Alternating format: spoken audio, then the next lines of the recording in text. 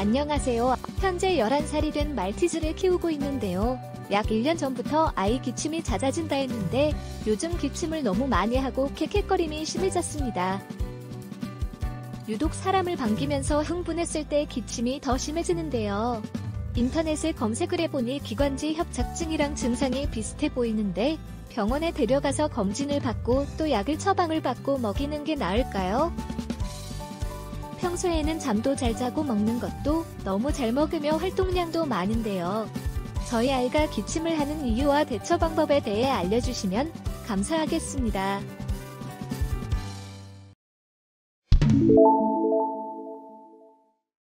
안녕하세요. 강아지 건강과 행복한 삶을 위해 노력하는 수의학 박사 닥터엠입니다. 강아지가 기침은 질병이 아니며 무엇인가가 호흡기도의 자극을 가하거나 불편을 초래하기 때문에 이를 제거해 편안해지기 위한 생체 방어작용인데요. 원인으로는 크게 호흡기성과 비호흡기성이 있습니다. 호흡기성 기침으로는 호흡기도 감염증과 기관을 구성하는 연골에 변성이 생겨 원형인 형태를 유지하지 못하고 무너져 내려 기도를 좁게 하면서 불편을 초래하는 기관지 협착증이 대부분입니다. 비호흡기성 기침의 원인에는 심장병이 있는데요. 심장병으로 인해 비대해진 심장이 호흡기도를 압박하며 좁아지게 하거나 폐에 물이 차는 폐수종으로 인해 호흡기도 내에 분비물이 증가해 불편을 초래하기 때문에 강아지가 기침을 하게 됩니다.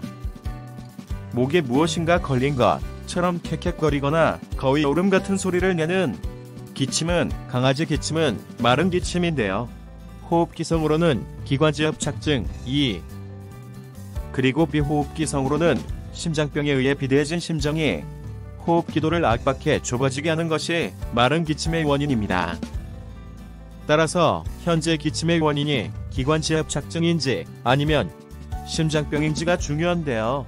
기관지 협착증은 약으로 치료가 되지 않는 질병으로 닥터엠RT 같은 호흡기 영양제나 스테로이드 및 기관지 확장제 같은 약품을 사용해 기침을 완화하며 관리하는 방법과 수술로 인공링을 삽입하여 완치하는 방법이 있는데 소형 품종 강아지의 경우 수술이 매우 어렵고 또 수술 후 부작용 발생 가능성이 있습니다.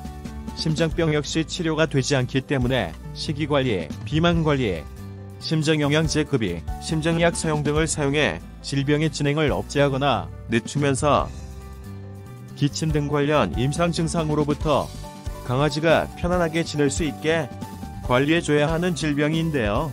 우선 강아지 호흡기 영양제 닥터엠RT 골드를 먹여보시면 좋겠습니다. 기침의 원인이 무엇이든 호흡기도 자극을 완화하고 기도를 넓게 해주며 호흡기 세포를 보호하는 등의 효과가 있는 기능성 성분들로 구성된 매우 안전한 건강식품으로 강아지가 기침으로부터 편안하게 지내는데 도움이 될 수 있는 제품이기 때문입니다.